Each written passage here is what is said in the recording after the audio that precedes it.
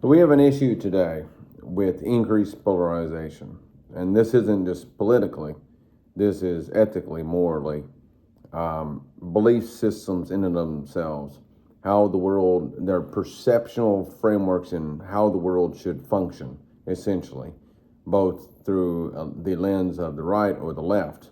Like I said, this is much deeper than just simply a political orientation.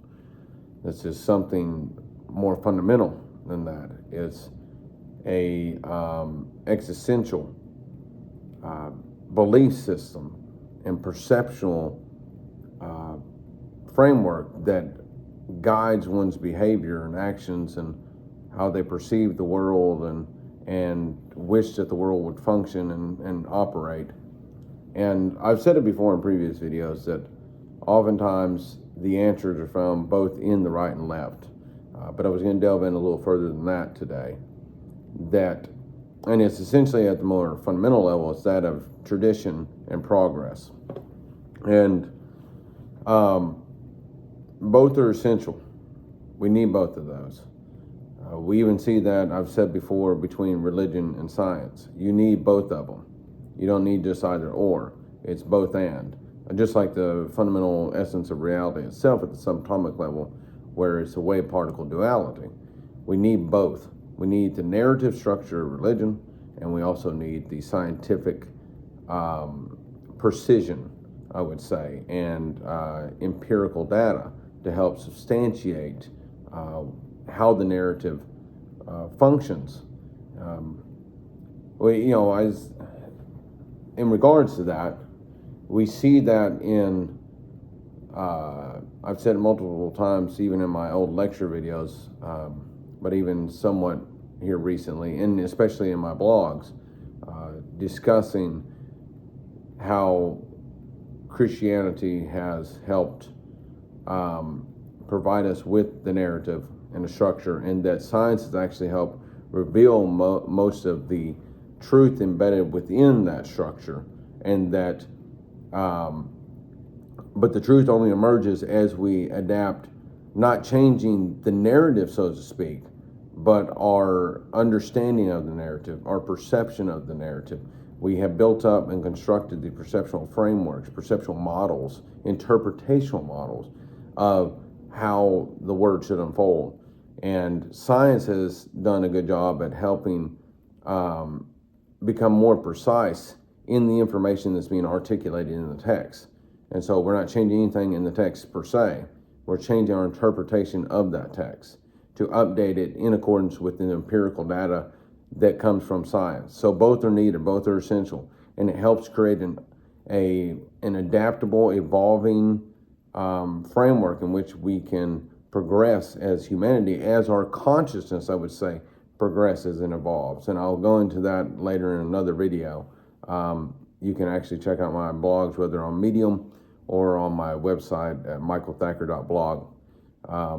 There I have several of the ideas I've been articulating here recently with the evolution of consciousness and how consciousness has evolved in our universe and what it may be to a certain degree, and how consciousness is constantly evolving on a collective level. And we can even see that on the intelligence data itself with IQ. The IQ has increased over recent years as far as what we measured here recently, but we can even see that going further back just by looking at cave paintings dating back to 40,000 years ago, to the time of Göbekli with the first megalithic structures, to the Neolithic times and Neolithization throughout Europe, the spread of the technology that they had available, that they've created. That's an evolution of both consciousness and intelligence, and they both go hand in hand. And so going back to the tradition and progress idea is that the fact that what the left emphasizes is that tradition is tyrannical, and that most what's embedded within not just traditional ideas, but even behaviors that have happened in the past are reprehensible. They're morally inferior to the progressive ideas. There's some truth to that, but it's not entirely true. what is actually what they're taking for granted, for one, being ungrateful for,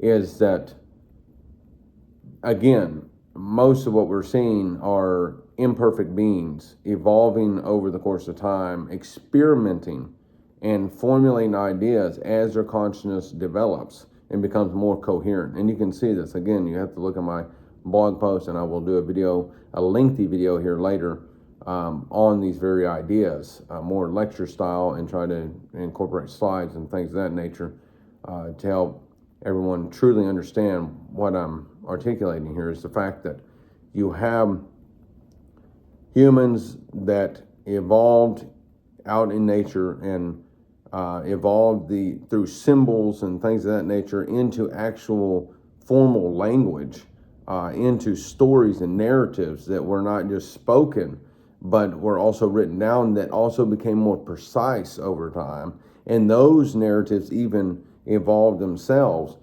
in conjunction with the evolution of human consciousness and intelligence. And the ideas are profound, and they're not something you just push away and completely dismantle. And that's the left's claim. Well, we just need to completely dismantle traditional ideas and traditional behaviors. It's like a lot of those behaviors were predicated upon an evolving system, an evolving conscious system on a collective level. And then at the same time, in conjunction with the evolving technology. I actually have just done a research paper, a large research paper that I'm trying to get preprint published on SSRN, and hopefully that'll be up here soon. I'll update everybody through the social media platform on this with the posts.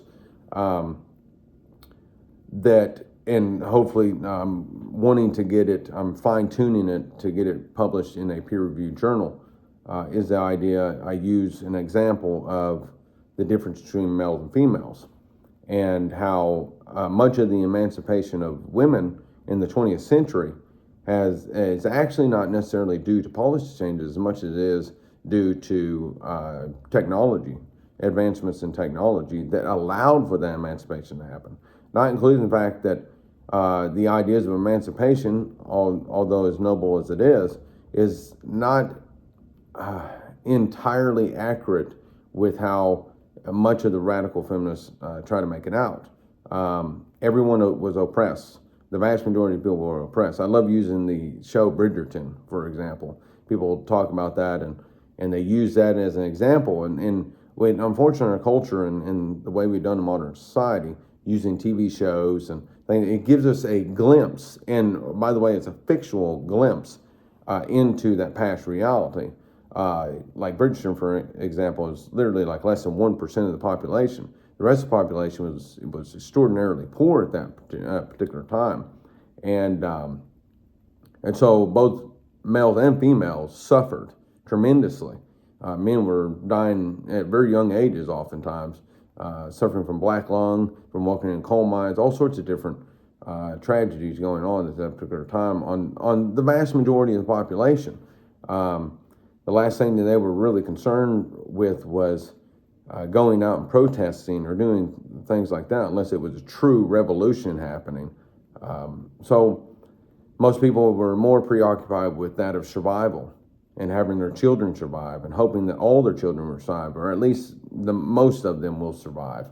And so it's a different reality, and we take it for granted now.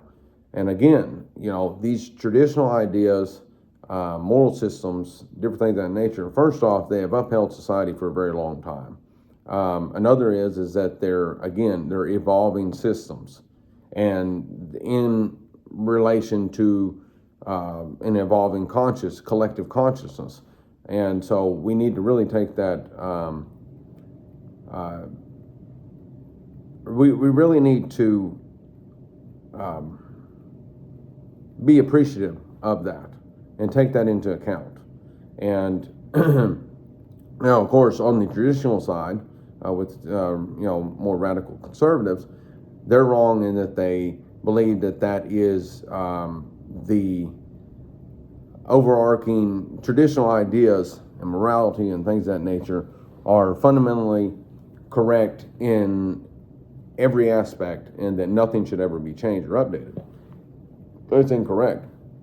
Because again, even on I love using the Christianity, and especially with that being more of my expertise over the years, is that much of the morality that's derived from Christianity is interpretational models, not necessarily something that's directly derived from the text itself. It's interpretational models, and those interpretational models need to be updated to a certain extent as it goes along. And so it's a lot of work. It's very complicated. I tell people that. And, life is extraordinarily complicated. But it's also, kind of makes it exciting, adventurous. We can actually go out and as conscious beings and contend with reality and try to make sense of it. And I believe that's the idea of wrestling with God and coming to know God is to contend with yourself, contend with reality, and to cooperate with others, and also contend with each other to a certain degree by friendly, cooperative, collaborative discussions and debates to iron these details out. Whenever it really becomes a fierce debate, oftentimes is whenever you're possessed by a particular idea, a particular interpretational model. And so if we can get rid of that, at least individually, trying to make ourselves more malleable and more adaptable, but not so much that we lose coherence, but figuring that middle ground, then we'll actually be able to make adjustments, adapt accordingly, while also remaining stable as we move about through the world. And that's what it's all about: acquiring new, novel information, integrating, assimilating, or accommodating, depending on the context, depending on what information it is, and so so forth. Same thing even on the science side as far as interpretational models go.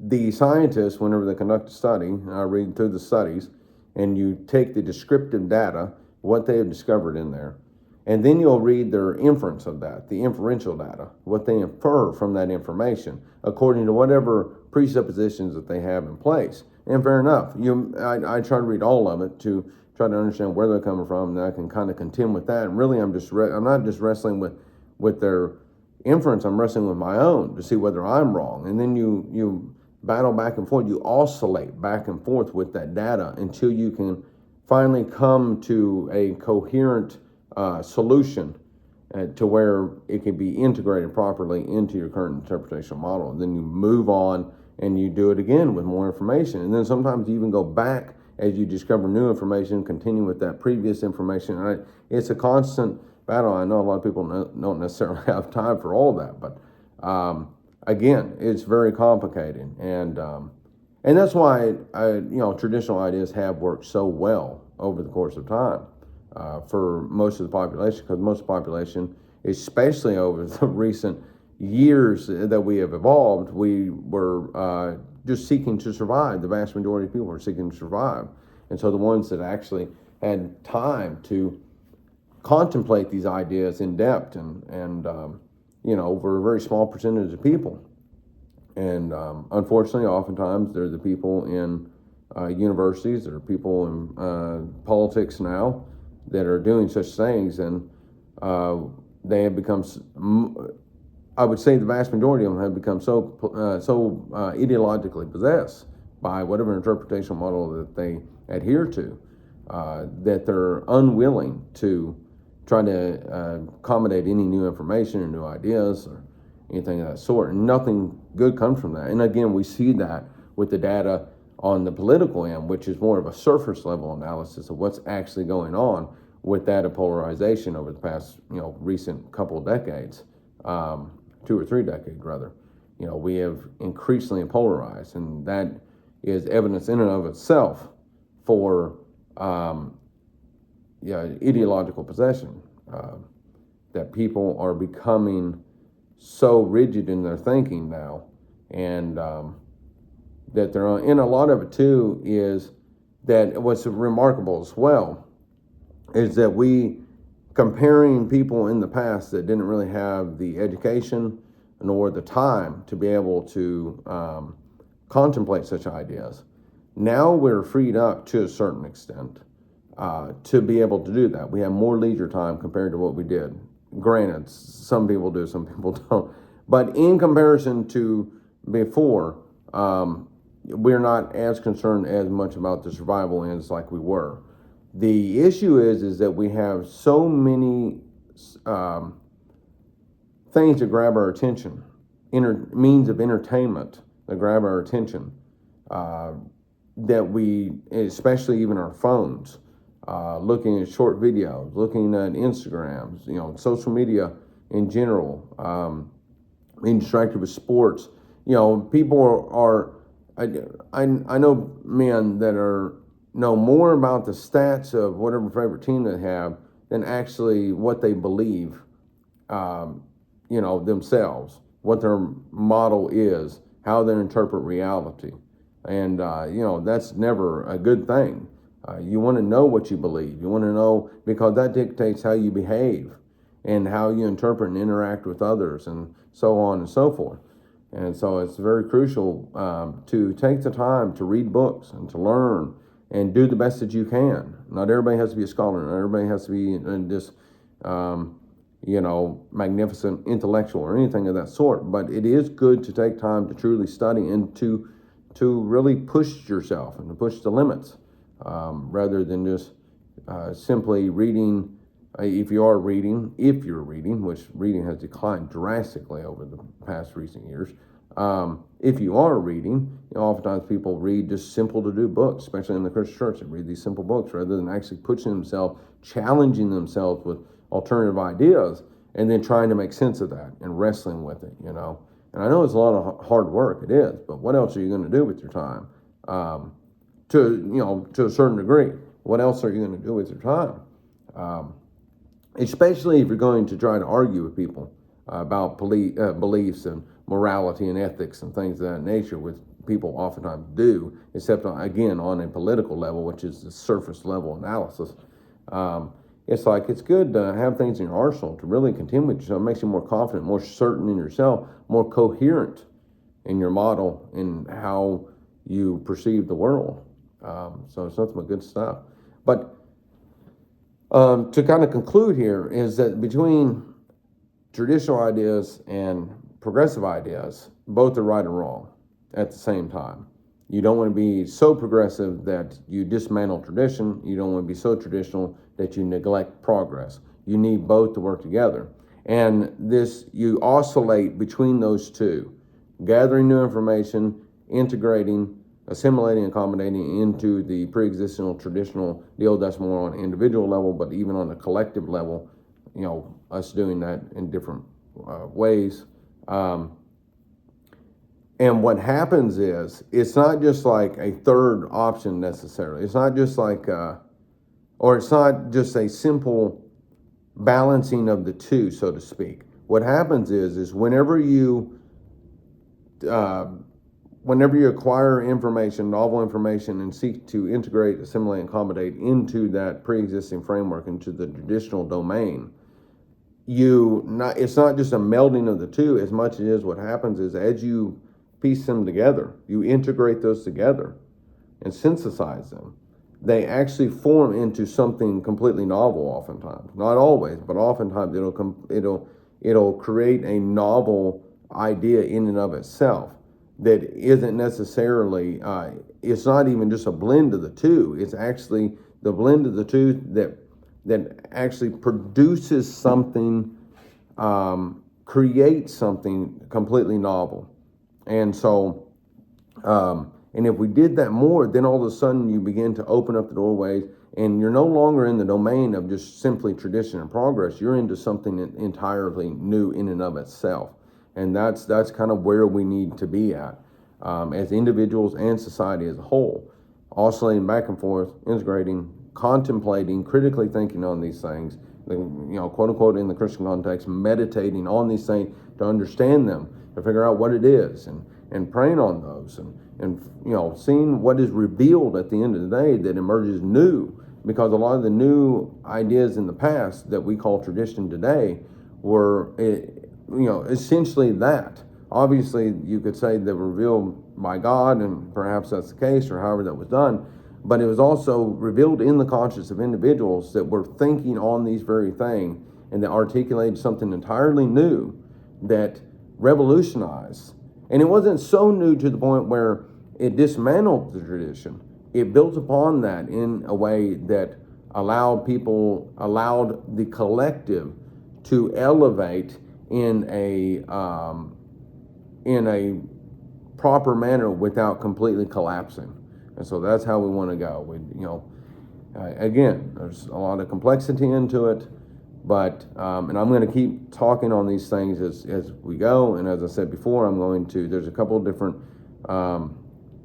new models that I've created that I'm still working on and will be working on for years to come, that I will be discussing here shortly, to do lecture videos on with some slides to really kind of reveal the underlying essence of my model. One of them is a hierarchy of consciousness, how consciousness evolves from the most fundamental level at subatomic level all the way up. And I'm trying to do my best to advert from any type of mysticism or metaphysics.